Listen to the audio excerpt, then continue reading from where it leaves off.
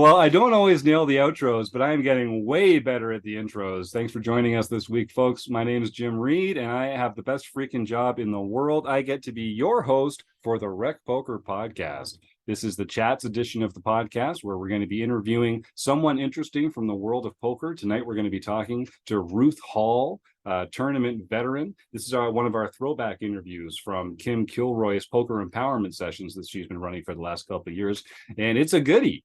In the meantime, I have to thank our sponsors, the Running Aces Hotel, Racetrack, and Casino. We've got some fun stuff planned up there, folks. August 4th and 5th, the first weekend in August. It's going to be me and a bunch of all my poker friends converging on Columbus, Minnesota, the Mecca, as Steve likes to call it.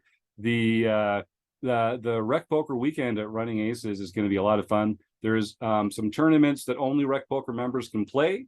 There's a 3-tournament series with a points race, a leaderboard with additional prizes at the end. We're going to be giving away Rec Poker memberships. We're going to be giving away Running Aces Lammers. We're going to be giving away all sorts of merch.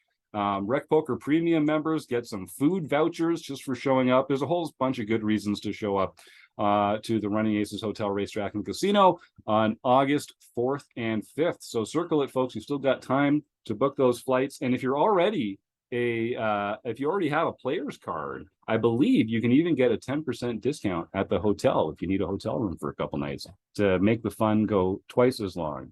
So consider that, and I hope we get some fun folks coming out there. I'll be bringing the pins, of course. So if you're owed a pin and you haven't and you don't want to go pay the shipping and handling on the website to get it shipped out to you, all you need to do is tap me on the shoulder at one of our Rec Poker road trips, and I'll make sure to get that pin over to you. Okay, so I'm looking forward to that. Thanks to sponsors, full marks so far. Our premium members are really the lifeblood of what we do here at Rec Poker, and we've picked up a few premium members over the last couple of weeks, back when I was in Vegas, and now that we're kind of getting things going back. So I really want to thank Craig Tetty, who I got a chance to meet down there. Craig was a super fun guy. And Craig, I hope you got to enjoy the rest of your trip in Las Vegas with your son and have a fantastic time. We also got Jennifer Galloway and Jean Cotto, who I haven't had a chance to meet with yet because, as is chronically the case, I'm a little behind on my emails, but I'm going to be reaching out to them real soon and showing them all the great stuff that is available as part of the Rec Poker Premium membership. So Jennifer, Jean, is it Jean or Jeannie? I'm not sure. Geanne. We're going to find out when we get a chance to talk one-on-one in our Zoom call. And Craig, thank you so much for your support. The other people that I have to thank about a few minutes into the show here are the Wrecking Crew, because I couldn't do it alone. They give me the mic on Mondays, but I am just one of the members of the Wrecking Crew that make the magic happen over here at Rec.Poker. If you want to find out more about me or the other Wrecking Crew members, you can head on over to rec.poker/crew, and you can also just listen up because you're going to meet a few of them right here, right now. Well, I'm Chris Jones. You can find me 5v5 on Threads or 5x5 in the Poker Stars home game. I'm Joe Coolis. You can find me at Joe Cool PhD, Cool with a K on Twitter, and Elvita11 in the home game. And I'm John Somsky, Poker Geek MN everywhere, including Threads. And I'm Rob Washam, and I'm Rabman50 just about everywhere. Thanks, gang. I'm so glad to be here, part of this Wrecking Crew. It makes me feel lucky and happy every Monday night, and sometimes even on Tuesdays, Wednesdays, Thursdays, Fridays, Saturdays, and Sundays. You just never know. So we are going to be talking to Ruth Hall, as I mentioned at the top of the show. And then we're going to be getting into some exciting events going on at Rec Poker afterwards. We're going to talk about some home game results, and we're going to give away a prize just like we do every week for our regular viewers who are here every Monday night at 7:30 Eastern, or as John Somsky is fond of saying, 6:30 Central Time, the only time zone that matters, live here on YouTube for free. So if our amazing post-production team of Renz Isidro and Roger Schutte can take it from here and throw to the interview with Ruth Hall, and then we'll be right back afterwards to talk a little more poker. Okay. All right. Welcome everybody to this month's empowerment meeting. I'd like to welcome our guest today, Ruth Hall, to our group, to talk to our group. She comes from Texas, Austin, Texas, and she's a professional poker player who's been an advocate for women in poker for 18 years. She is well known, admired, and loved, and I may say feared on the felt within the women's poker community. Her many accomplishments include a WSOP ring and a ladies' golden nugget bracelet, as well as being named 2019 Player of the Year by the Women's Poker Association. Her passion has always been to encourage more women to get into the game. And she created the Ladies WSOP Summer Camp on Facebook to allow women to make connections, as well as volunteering and organizing leagues and satellites in Texas. She is married with 2 adult daughters, and she is a 2-time breast cancer survivor. So welcome, Ruth Hall. Thank you. So this is a small group, but this gets recorded and this gets put out on our site. I'm not sure if you're familiar with the Rec Poker organization, but we're just a community. Jim, can you take over telling her what Rec Poker is all about? Sure. Thanks, Tim. Well, yeah, Rec Poker is sort of a place where we feel like people who love the game and want to be treated with respect and treat other people with respect and have fun, but still improve. And there's kind of this fine line we all have to walk to be good partners, good, competitors, and to have fun, but not at anyone's expense. And so that's sort of what we're all about at Rec Poker, trying to find ways to learn together, to share our success stories, and to share the pain of mistakes as well, and learning from it, learning from the pain of other people as opposed to having to burn your hand on the stove yourself. That's part of what we're doing too. Okay, thanks, Jim. Okay, so Ruth, welcome. And you just got back from a poker trip, I hear. So that's exciting. Yes. Tell us how you got started in the game and why, what made you start playing poker in the first place and how long you've been playing. Just give us a little history. Well, I like to blame my husband. Oh, don't we all? Always? But no, I grew up playing cards, but it was mostly pinochle, hearts, cribbage. And then when I met Keith, it was 2003, moneymaker boom, and he was playing poker online. So I said, well, I know how to play poker. What's the difference? I grew up on 5-card stud, 7-card draw, old school poker. So he pretty much told me and showed me and went from there. And that was way back when. And then in 2007, I started traveling for poker just as a hobby. In 2015, I took it real serious and was hitting a WSOP circuit every month in addition to working full time. I guess I skipped a year in there.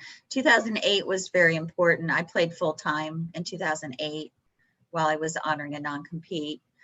But 2015, I was traveling the circuit and working. And then with COVID, I've been playing poker solid now. So that's my job. That's great. That's great. Yeah.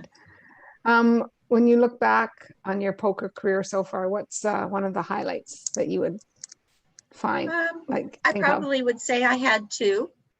One was playing with Daniel Negreanu at my table at the World Series of Poker, and I got to check raise him. Woo-hoo. He ran away right away, but and I did flop 2 pair on him, so I wasn't too scared, but at least I get to say it, right? Yeah.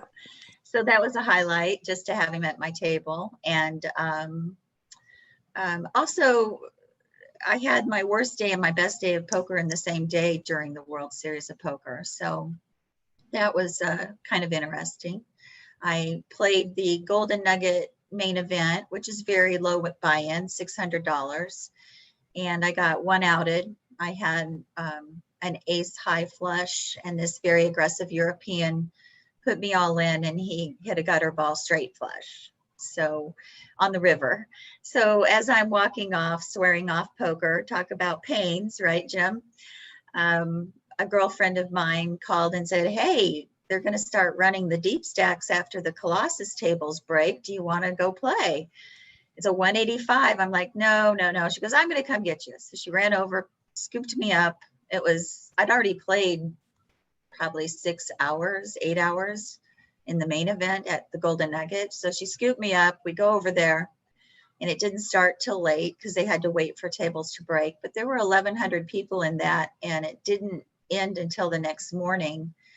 And for $185, I scooped up 34,000. So wow. I ended up winning it. So from worst day to best day, all in the same. Oh, that's amazing. What a great story. Yeah. Talk about luck turning, right? Yeah. So, you've long been an advocate for women in poker, right? So, what do you feel is like your most biggest accomplishments in this area for women, getting For women getting into more the women game? into poker? Yeah.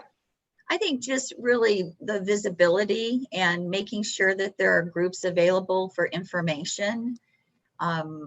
I'm a true believer in the buddy system, that if you have a girlfriend that also plays poker, you're going to feel more comfortable walking in there together into that casino for the first time if you haven't played before, as well as playing in leagues at home or in your local card rooms and casinos. It kind of gives you that confidence to go play at the World Series of Poker or wherever you want to go. But, volume in numbers, and strength in numbers. And I think that what's happened with WSOP Summer Camp, and as well as the WPA, which is Women's Poker Association that I helped create a membership for, it's just getting the word out is important so we can grow those numbers in the casinos.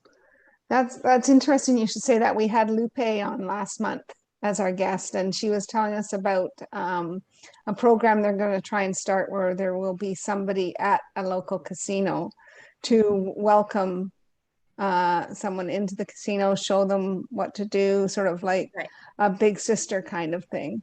Exactly. So, and I think that's very important. So I hope that works. I was on the board for 3 years. I did my 3-year term, and I love to volunteer for different groups. So it's worked out, and now I'm focusing on playing more and traveling more.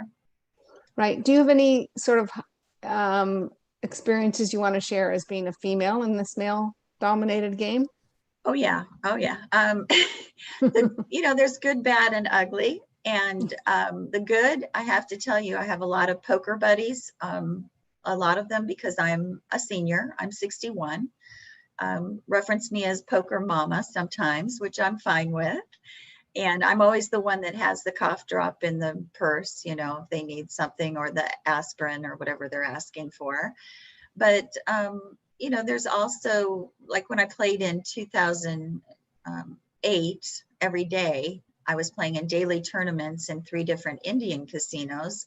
I'd be the only female at that final table, and there'd be collusion, good old boys, helping each other one way or another. And it was difficult, but that's where you get your strength. You have to have thick skin to play poker in general, whether you're a male or a female. It's not a game that is for the light heart. So knowing the rules is the best advice I give to women. Learning TDA rules before you go to a tournament is the best thing to do, because if you feel like something's not going correctly, you have to have the courage to call the floor and feel justified in your question to that floor. And if you've learned those rules, it's going to support you. Right. I kind of have a question on that front. Kim, can I jump in here? Go ahead. So I work with a lot of beginner players, and I have that's sort of my area of poker. Say what you will about it. And one thing that I notice in these sessions with Kim and in talking with other advocates for women in poker, anecdotally, one message that keeps coming up is this: I want to feel comfortable. I want to feel comfortable in the space. And I hear that a lot from male and female beginners. Right. And right. I think that part of, and I'd love to get your opinion about this, because I feel like some of this lack of comfort is really because everyone feels uncomfortable at first.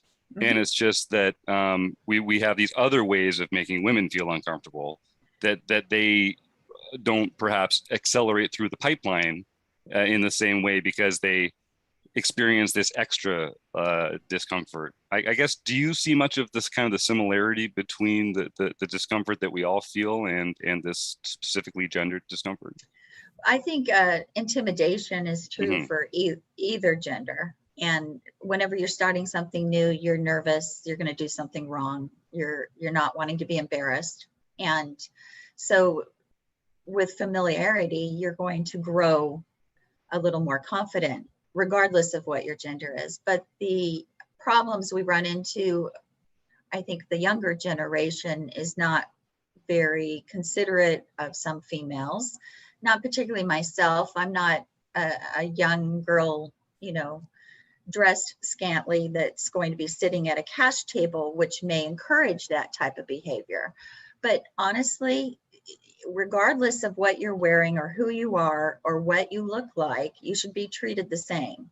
And that's the message we're trying to get out. It's respect your fellow poker players.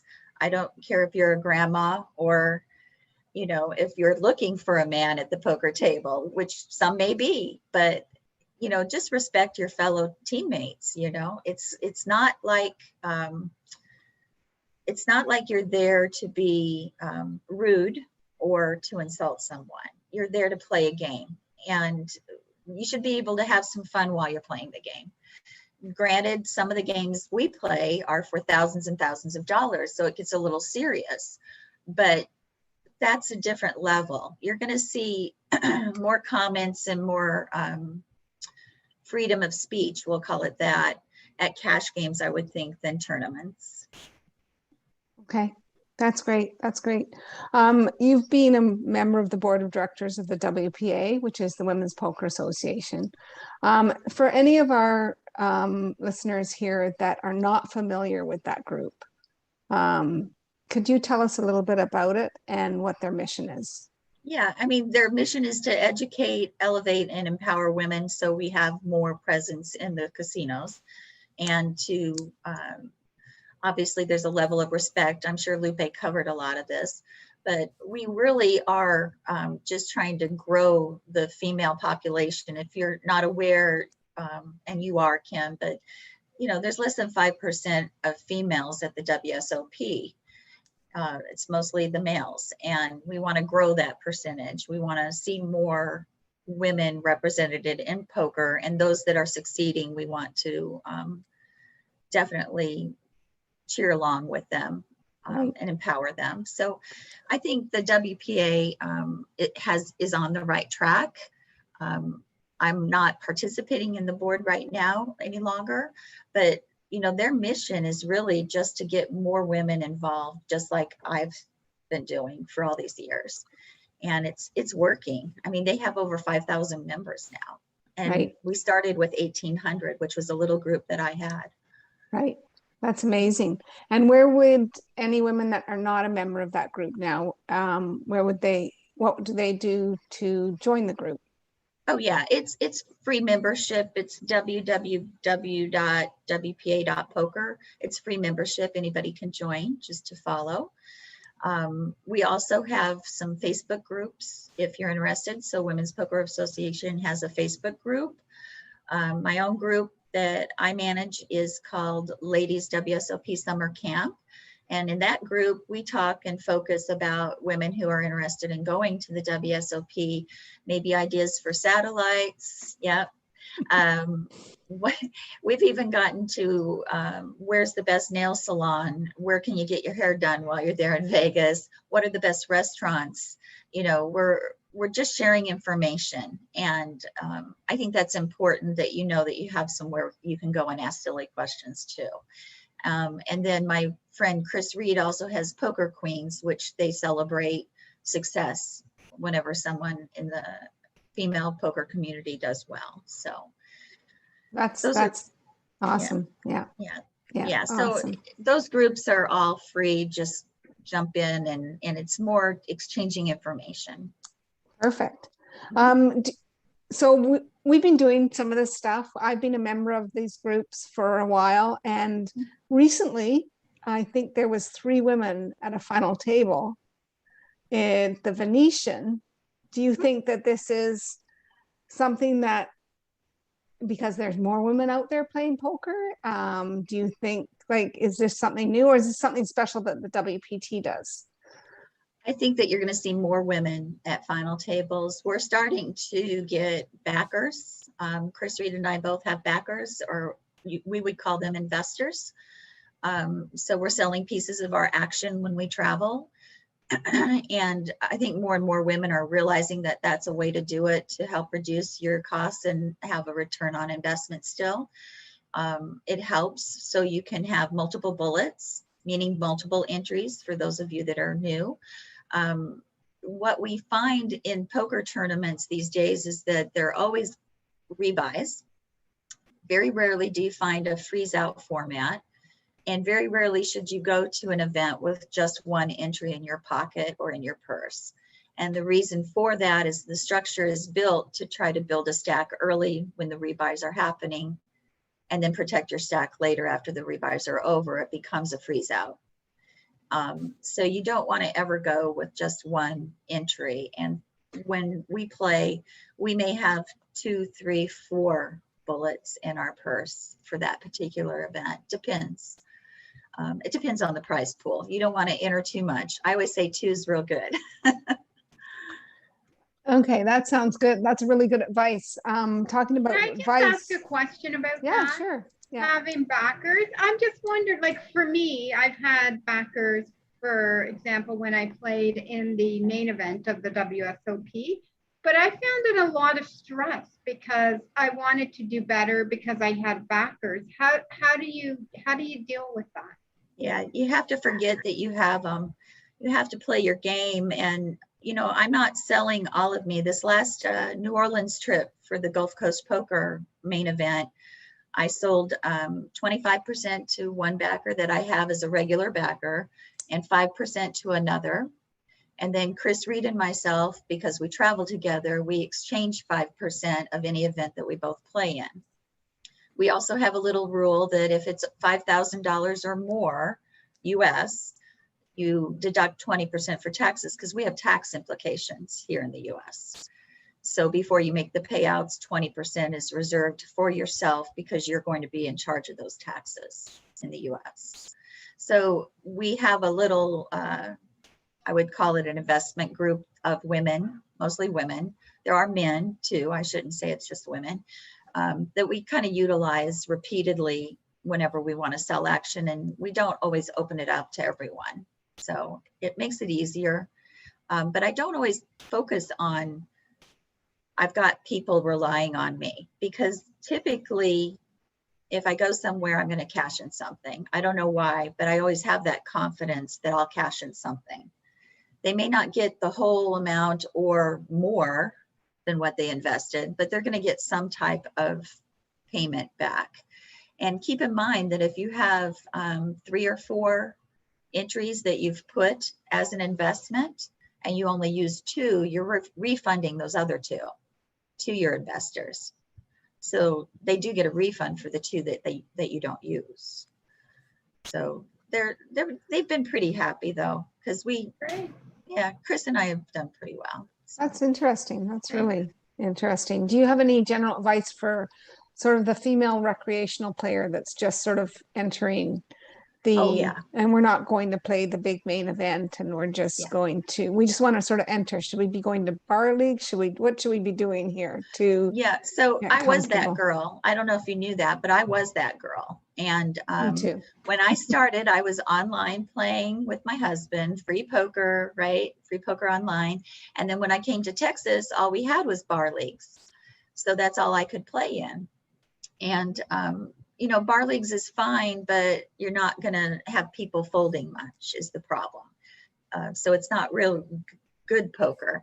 They tend to just keep buying, and in these bars in Texas, if you buy a round of drinks, you get another set of chips. So we're buying lots of chips, right? Lots of drinks and lots of chips here. So it's not real great experience, but it's getting you some hands in.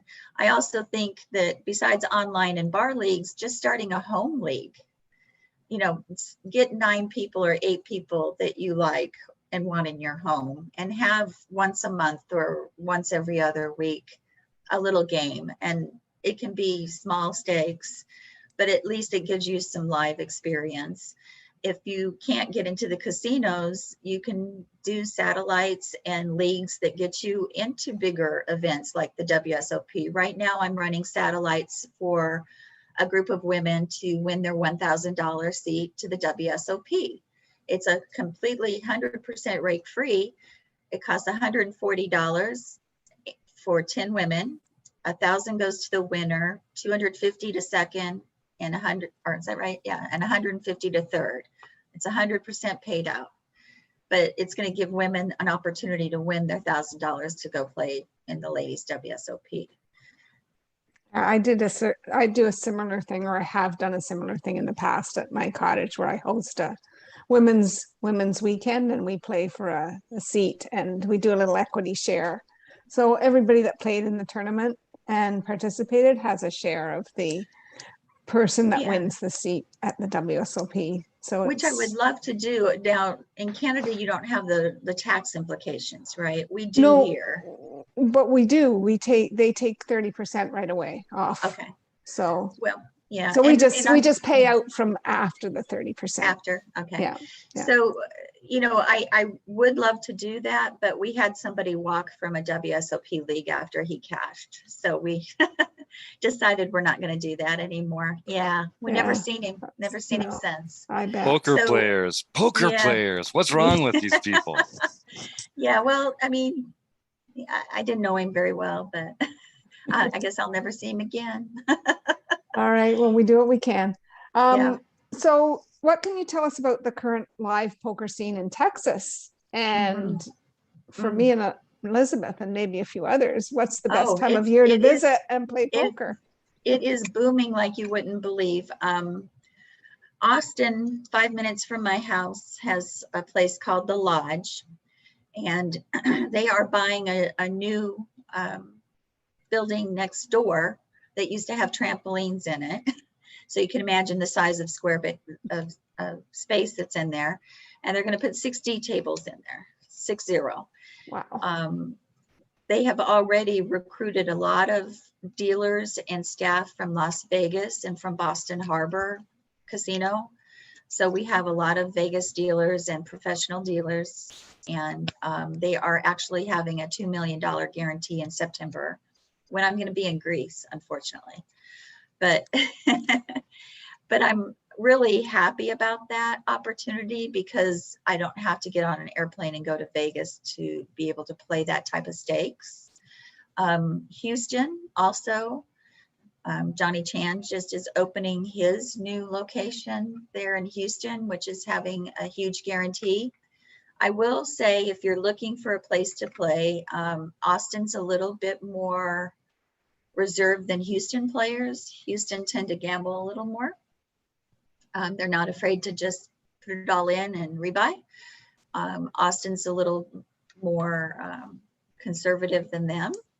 And then you have your Dallas players, who also have Dallas card rooms, but not as large. They also have a Texas card house up in Dallas that they opened. So you can find poker everywhere in Texas. That's why we call it Texas Hold'em, right? That's right. So, Yeah, Ruth, I've heard it's good. I want to go to Texas to play poker, and I'm just wondering, what is the best time of year to try and plan a trip there? Well, if you can come in September, that would be great. But, you know, I would just watch the websites. Now, Texas, 95% of the year is going to be beautiful weather, so you don't have to worry about that, especially Austin.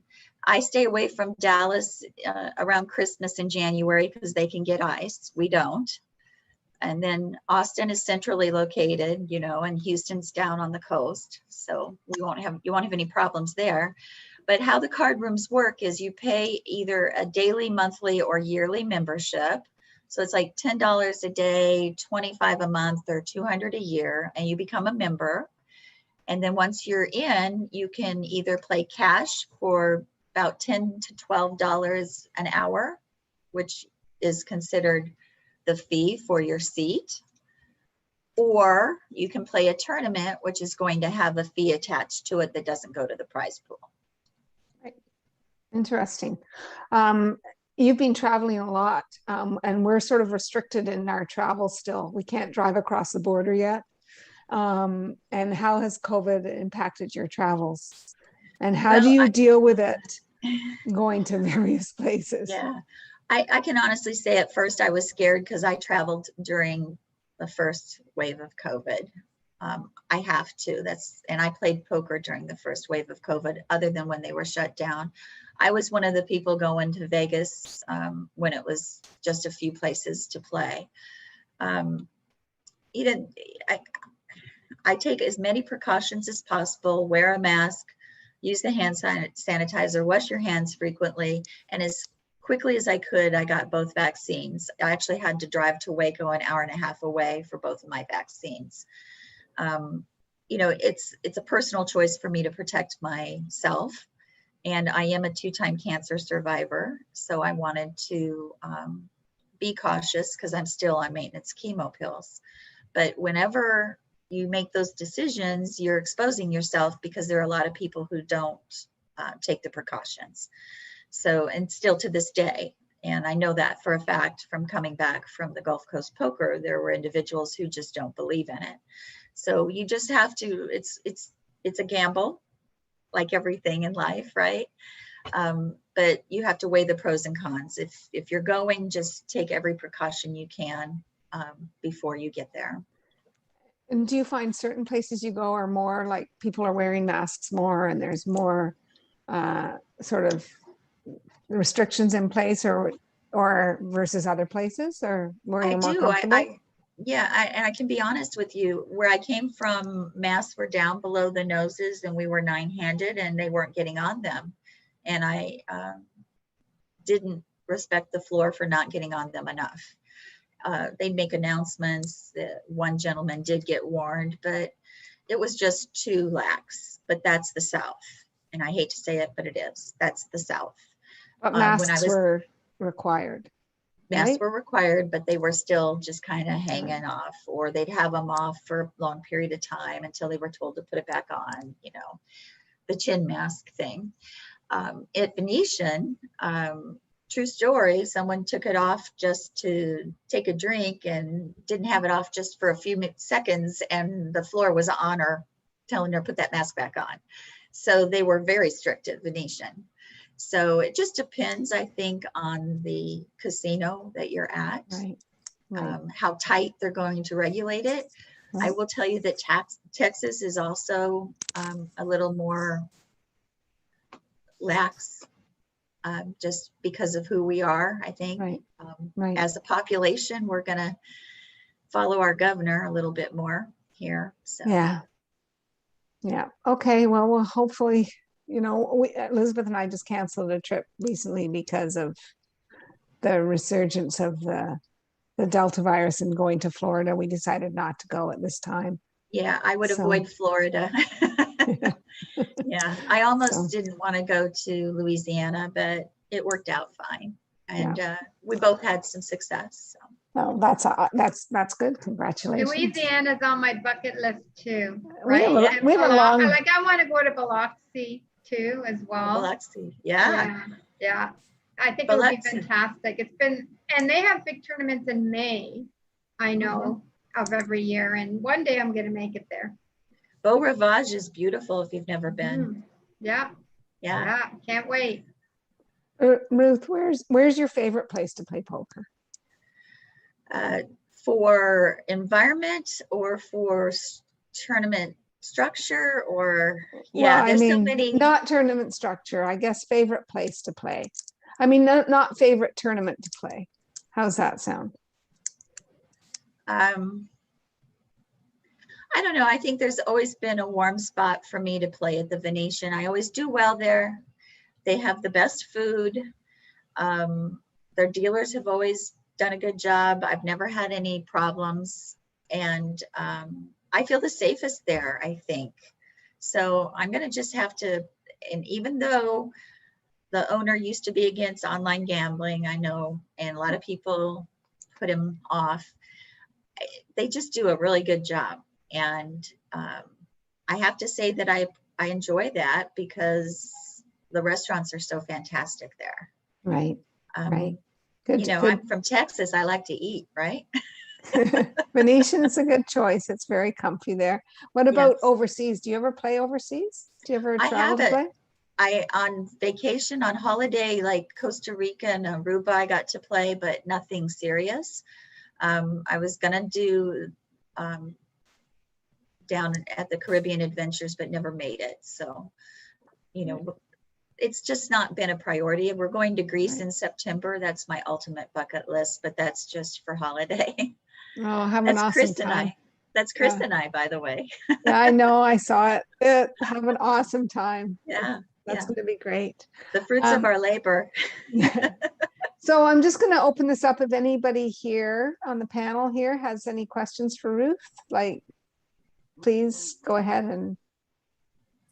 Do you ever, I'm always curious about this, when you talk about having multiple bullets in your backpack, is security an issue? Is it on your mind in a way that, again, maybe it wouldn't be in my mind in those situations? It is when you're walking from the casino to your hotel or from the casino to the parking garage. It's always a concern because people get robbed. Yeah. And yeah. And so we keep the majority in the safe and take what we need for the day. That's And what's best way to do it. what's the combination for the safe? Yeah, right. It's your birthday. Yeah, no, because that's something I think people generally aren't conscious enough about. Honestly, I think especially you know, like guys like me just don't think about security at all in that case. But I think people know in these multiple buy-in events and something, you know, people are often handling. And so do you have any tips on how to kind of protect yourself in that way, or just make smart decisions about just putting yourself in as little danger as possible in that kind of way? Well, as females, we walk in groups. Definitely stay with a buddy. It's definitely stay in lighted areas. You know, we just really just use the cautions that we always have to use. Mm-hmm. And when we go out to eat to nice restaurants, we don't even take a purse. We just take our wallet and our credit card and our room key. It's just natural for us not to carry a lot of cash. If we're playing poker, unfortunately, we have to have it. But do know that in WSOP, you can wire transfer money, and they have it. That so was you actually don't I have wanted to carry it. Yeah, I wanted to talk to you about that a little, just because for some of our less experienced players, they might not realize, like, you know, the world has kind of advanced a bit technologically, and we can transfer funds electronically. Especially because the WSOP, is it they have like a tournament account or something that's part of it? Could you just talk a little bit about that and how that might be easier? Well, they have various options of how you can pay for your tournament entries, and wire transfer is one of them. They just keep the tournament account and your name for it, or you can use chips, or you can use lammers, or you can use good old American cash. But the wire transfers are real easy. In fact, I just had money wire transferred to South Point when we had the Nevada Ladies State Championship, because I didn't want to carry all the money I was bringing. So my husband just went to the local bank and wire transferred it for me, and they had it in an account for me. Boom. Boom. Boom. Just Nice. used it for my tournament entries. Didn't have to worry about it on the airplane or anything. Because once I had $40,000 in the bottom of my purse on an airplane once. Yeah, that's a Not a good tricky idea. feeling, isn't it? Yeah. Well, TSA actually limits you to 10, so they could have confiscated it. Right. Yep. Yeah, that sounds like a spicy experience. Yeah. So it's easy. Wire transfer. Yeah, that's good information. Thanks. I wanted to add also that if you're the last woman standing and all of the friends have left and you can't walk out with a group of girls to your car, there's always a security guard to ask to Right. take And I've you used to your him car. Yeah, I've used him before lots of times because it's just a level of comfort. I mean, I have never been robbed. I've never been attempted robbery, but you hear the stories. And especially in Vegas right now, I think that the crime rate is up. So you want to be extra cautious. Right. Yeah. Anyone else? So Ruth, it's really great to see you here today. I was excited to know that we get to talk to you, and I'm just some great information you've provided. And I'm just wondering, are we going to see you at the WSOP this year for Ladies Week? Yes. There isn't going to be what we call a ladies week. There's Well, an the traditional international. Ladies Week, Yeah, right. international. Yeah. I am booked for that week. I will Okay, be at perfect. South Point, but JJ has given us her house again for WSOP. Talk about a Nice. great treat, right? And so JJ has a house right there not far from South Point that Chris and I use, and then we'll have a rental car to come and go. But I have 2 trips already booked for World Series of Awesome. Poker, Well, as long as they don't cancel on us, right? Right. Well, Mm. we'll Same- look forward to seeing you there. Hopefully we will make it to that one and it will go ahead. Yeah, yeah. So ladies and seniors. I play seniors too. Yeah. And my favorite event, just so y'all know what my favorite event is the monster event. That's my Right. favorite. I like that one too. Yeah, that's great. I really hope it runs, and I really hope they don't have to cancel any events or cancel Right, any and- of it. And Jim, you asked about what advice to give to beginners. If you're coming to Las Vegas and looking for events to play that are not $1,000 or on a, the women do have a $150 buy-in the night before, which is called the ladies warm up, which is part of the WSOP. It's kind of hidden in the schedule in the footnotes, but for $150, they can play at the World Series of Poker the night before the ladies national championship. That's amazing. That's And- amazing. Yeah, so they should know that, as well as a lot of the tournaments during the October Grand Series that are running are very reasonable at Golden Nugget. That's off the strip. It's in downtown. And then, of course, Venetian will be running their deep stacks. My biggest concern is that they'll be short on dealers. That's my Mhm. biggest concern. What I'm Mhm. hearing is that they only have about 300 on board so far.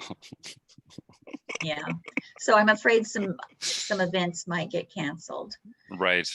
Yeah, Yeah, I is guess that's that fine line between canceling the event or sloppy dealing. No real good answer there, I guess. Right. And beggars can't be choosy. I mean, we got to help educate them when we're at the table and not be mad at them. They're still learning sometimes. I'm just gonna stick to Hold'em, try and make it as easy as possible on the poor folks. There you go. Well, I had another question if Go if no ahead, one Tim. else- Yeah, so Ruth, you talked about the buddy system and how that's sort of like a big part of playing together. We talk a lot here at Rec Poker about sort of like studying together and sharing our hand histories with each other and like giving each other advice. Is there a do you have a poker buddy, or do you have like a few poker? Because I know you've got these communities that are all about support, but when you're learning about poker, talking poker, are there just a couple people in your life that help you out with that? What's that like? I've actually taken lessons from other pros because I think knowledge is power and the game is constantly evolving. But I also give lessons to beginners and women who want to up their tournament game. And I've been doing that for years. I used to do it for free, and my husband finally said, you're spending 3 hours of your evening or your weekend on this. This is when I was working full time too.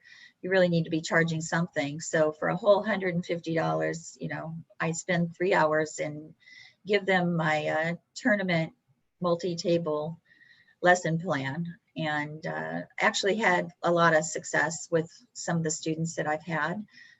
One of them, Janet Fitzgerald, went and got her 3rd WSOP ring because she was in such a lull for 2 years.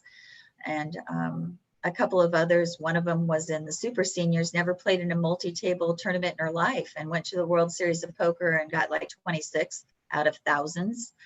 And yeah, and so it's kind of, I feel like a mama bear to these women that come to me and ask for help. and it really makes me proud. That's all I can say. That's going to be my legacy when I'm gone, is that at least I left something behind for someone to also succeed, I think.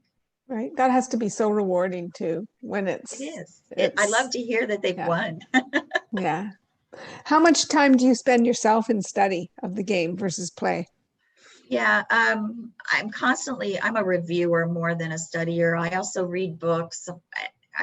I've been trying to, if I turned my TV, my little screen around, you would see I have about 100 poker books on the shelf here that I probably haven't touched, but maybe 5, if that, because I just don't sit down and read them, or I get bored if there are a lot of math in it, because I use the Keep It Simple Stupid math program. So whenever you talk about studying, it can be some type of online support system, which I do use, or it could be just talking to somebody who's you feel is above you. And I think you want to, the cream rises to the top. You want to learn from somebody that you feel is a mentor. And I have a couple of mentors that I can rely on. Like a hand history review or something like that. You'll talk about a hand or yeah. And I had a big one in the main event recently that I feel that I slipped up on, and it cost me. So well, we run a hand history review group here at Rec Poker. It's free to join. Come on in. And we'll go through your hand. It'll be excellent. Well, I lost, so that should tell you something. Submit a hand and let's discuss it. Yeah. Oh, let's just say I had jacks and I couldn't smell out the kings. We'll just put it that way. On a 10 high board. It was 10-9-7. I got a little greedy. That's pretty reasonable. You even had the gutter there, though. I'm probably getting it in there too. Come on. I had the gutter. Bring the I had 8. the overpair. Bring the 8. But I also was against one of the best players who I had been informed he was aggressive, but he actually had kings. So even those aggressive players sometimes wake up with a hand. Yeah. I don't know how, but they do. Yeah. All right. Does anybody have anything else for Ruth? We've kept her long enough here. I've really enjoyed this. If people want to reach out to you, Ruth, where can they find you? On Twitter, Facebook, whatever? Yeah, I'm mostly a Facebook girl. I have 5,000 friends, but you can message me and I'll certainly respond. I'm very open to responding to people. I also respond, to email. I'm on Twitter and I'm on Instagram, just not that often. Facebook takes up enough of my time, and I'm actually trying to reduce that. So, and they just find you at Ruth Hall. Ruth Hall. If you Google Ruth Hall Poker, that's how you're going to find me. Okay. Put the word poker on there. All right. Well, we certainly hope we get to see you this fall. Yeah, I do too. We're almost there, right? I know. Yeah. So, yeah. So we're excited. Fingers crossed. We've got it all so booked and we're hoping. You open this with some women don't want to play against me or be at the same table. I'm the same way with you, I my didn't dear. say that exactly. Kim's a shark too. Oh, we know. Oh, go on.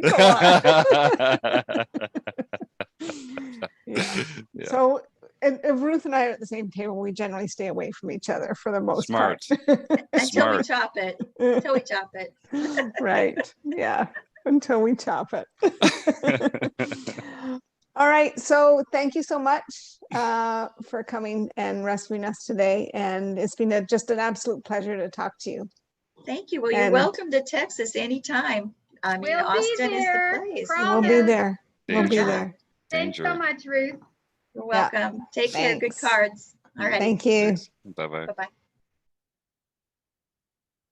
All right. Well, folks, actually, I have heard this interview already because I was in the room when Kim Kilroy was doing the interview with Ruth, and this was a really good one. Ruth had a really interesting story, tournament grinder, just played a ton, very involved in the poker scene. And I really enjoyed hearing her talk about sort of what that's like, the experiences she's had. And I think you'll enjoy it as well. Phil from the YouTube chat says, amazing interview. Thanks, Phil. Yeah, I knew we'd have you in our corner for that one because you're just a constant font of positivity and encouragement. It never crossed my mind otherwise. Thank you, my friend. So as folks know, we like to support the cause of, we try and combat the problem of food insecurity. Food insecurity exists on a spectrum. Everyone can do their part by supporting their local food bank.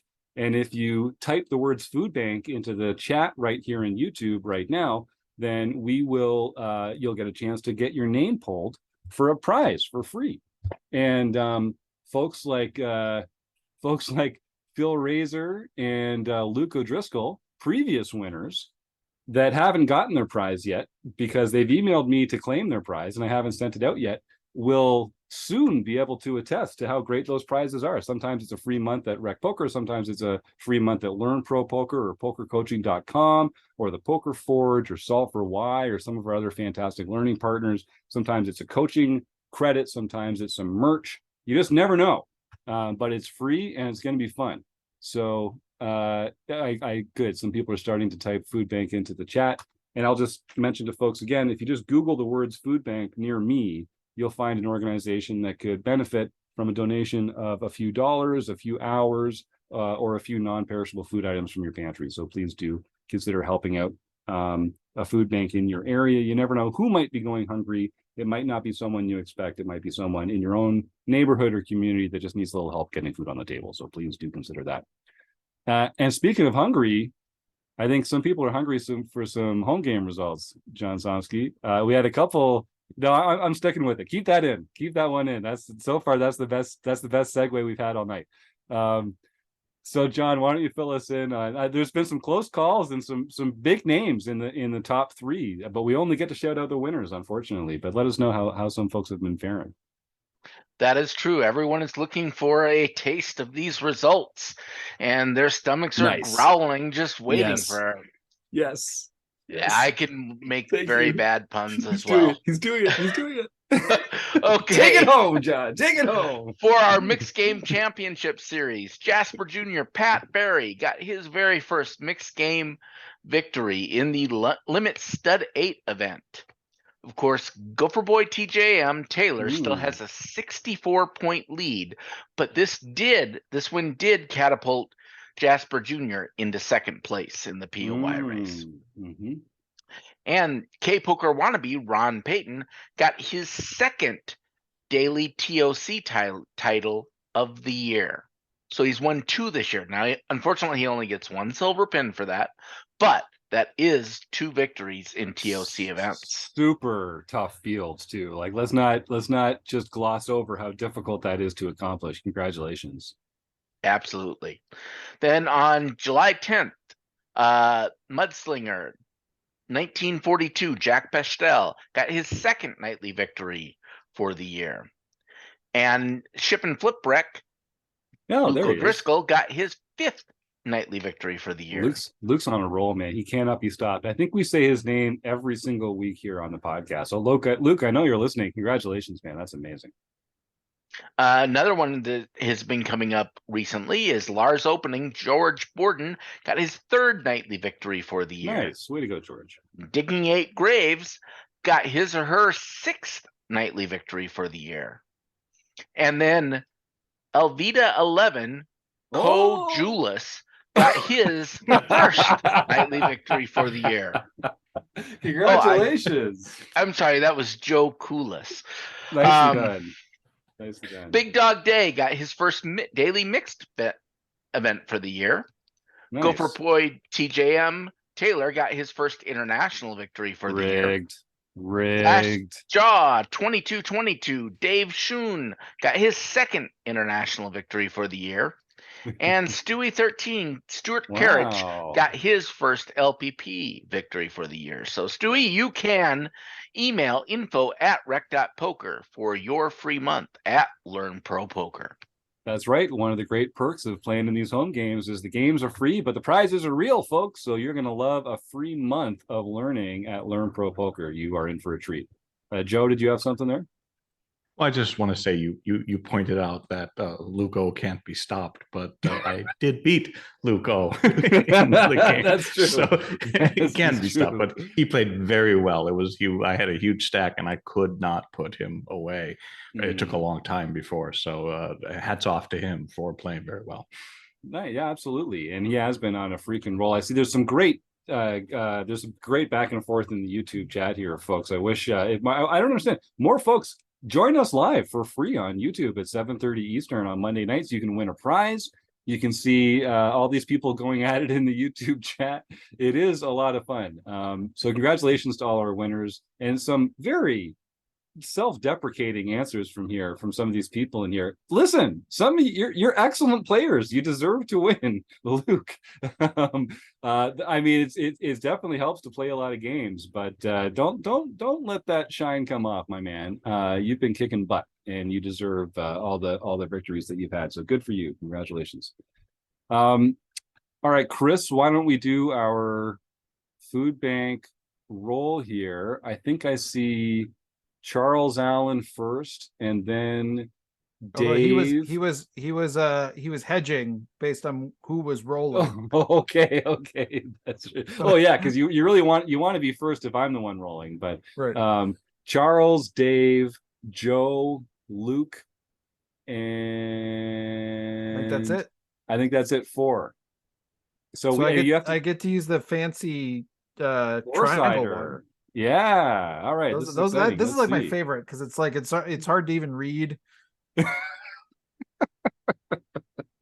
We'll make a geek out of you yet, Chris. Yeah, we got him. Who thinks of designing a dice like a triangle? I mean, there's got to be a better way to do this. I don't know. Anyway, all right, ready? Here we go. It's a 2. A 2. All right. So we started with Charles. Of course, it's Dave. It had to be Dave. Dave, the perennial winner. Congratulations, sir. So we're going to start coming up with some new prizes for Dave Westerveld because Evil Roy just cannot. All he does is win, win, win. It's one of he's cleaning up. That reminds me of Eric Jin, who was doing so well in our Fun Country online play-in hangs that $25 at a time. Every week, the prize was $25. He won so many of those that he bought himself a standing desk.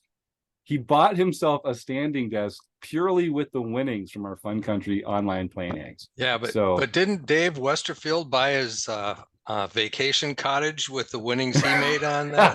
I think Dave he was right there, well. right next. He was right there, right next to Eric. Yeah, it was hard. It was hard to sneak a win past those two. That was my experience as well.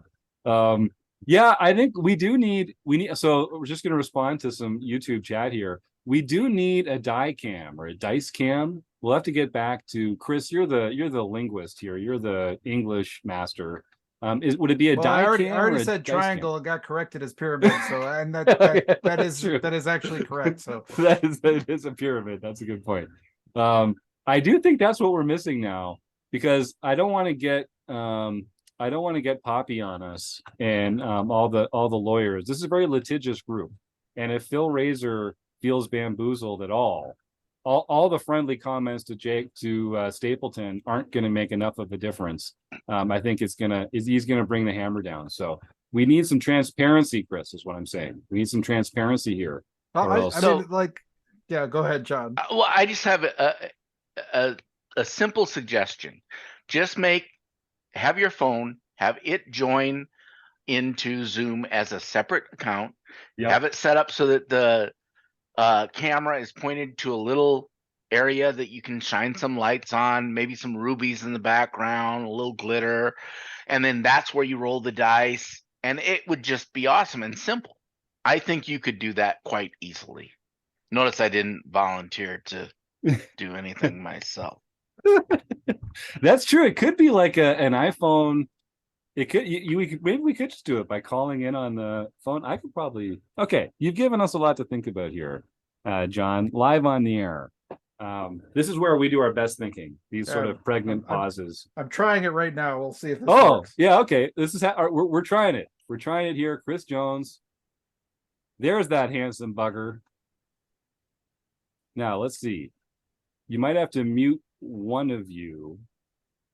What's feedback. happening? Am I in there? No. You're in the Nice. Zoom. I see your. This is great podcasting. Exactly. Yeah. It's near the end of the show. We already gave the prize away, so I think they're dropping like flies. But let's take another minute and see if we can figure this out. It does start say video. Yeah, there we go. Oh, All right, Okay, now- I see your face. Now I gotta flip it around though. Hold on. Yep, flip it around. Phil's saying if the die cam works, he demands a producer credit.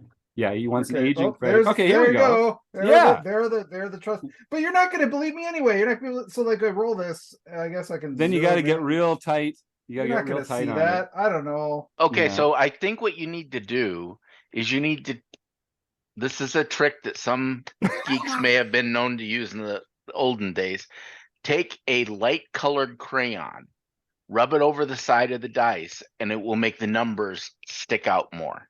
Ooh. So Right. then it should show up on camera. Something like a white with that dark of dice would have to be used. Or you So could not like only do I have to buy geek dice, now I've got to buy white crayon. What is happening here? Well, yeah. right. Actually, it's not too bad on the other ones. I think the triangle one's the The triangle one is the Pyramid. problematic one. The pyramid Yeah. one now. Precision of language. Yeah. Chris, what if you like slide it over towards the edge of the table and then you could get it like from the side? You know what I mean? Like what's that like? If Like that? yeah, it's too fuzzy. That's pretty Yeah. close. Okay, we're gonna workshop this, Okay. folks. Well, Joe? I have one other technological, since we've wasted people's time in doing this over and over again. Can you give me, can I take control of the screen? Yeah. Oh, can you take control of the screen? Yeah, you may be sharing, so maybe I can't. Trying to get things in focus is such a great experience for an audio podcast. I know. I just have to say. This is what's gonna get us GPI podcast of the year Yeah. right here. This is the clip we submit to them for sure. All right. So we're going to workshop this off the air. Maybe when we come back next week, we will have an ISO cam, a DISO cam. Oh, maybe we nailed it. Phil didn't come up with DISO cam. So Phil, you're going to have to split that producer credit with me. Yeah, saying there's some really good comments here in the YouTube, some very helpful suggestions. I feel like we're going to get there. All right. What a train wreck, folks. This has been spectacular. I feel like we really made some technological advancements here, some improvements to the show infrastructure. Is there anything else that we should be talking about? What else is new and exciting and coming down the pike? Obviously, Rec Poker Weekend at Running Aces is right around the corner. It's not too late to get yourself ready for that. And what days are the dates for that? Those are Friday, August 4th and Saturday, August 5th. And then I'm going to be there Thursday night and I'm staying over Saturday night. So I'll probably, if people stay over Saturday night, I'll probably host like a breakfast or something on Sunday morning before we all head out. But yeah, the main events are on Friday the 4th and Saturday the 5th. So do come and check that out. And I guess I would just say, if you're still listening, you're obviously a diehard fan. Please do subscribe, rate or review the show. That would be fantastic. That helps us out a lot. If you're listening and not watching, head on over to YouTube every once in a while. Check out some of our videos and give us a follow or a subscribe on there too. That would be great. And if you're gonna rate it, please rate it on the previous part of the episode, not the last 10 minutes. Yeah, that's right. Try and rate it on the portions that you really enjoyed. That would be great. That would be great. So I'm being asked if there's any updates on the Indianapolis event. Not yet. I have reached out to the contact there, Chris, and I'm hoping that we will get a chance to get together. And thanks to everyone else, Michael Savage, who sent me a fantastic email about some card rooms in Texas that we might be able to visit. I want to be doing a lot more of these Rec Poker road trips. So if there's a card room near you, send me an email and let me know if we can make some introductions and make something happen, because it's just so much fun traveling around North America, playing cards and making friends. I just want to do it as much as possible. So I'm looking forward to that. And thanks for that connection, Phil. And yeah, Luke, we're definitely copywriting the DISO cam. That's going to stick around, I think, for sure. All right. Well, thank you so much to the Running Aces Hotel, Racetrack, and Casino. Thank you to John Somsky, Rob Washam, Joe Coolis, and Chris Jones. We couldn't do it without you.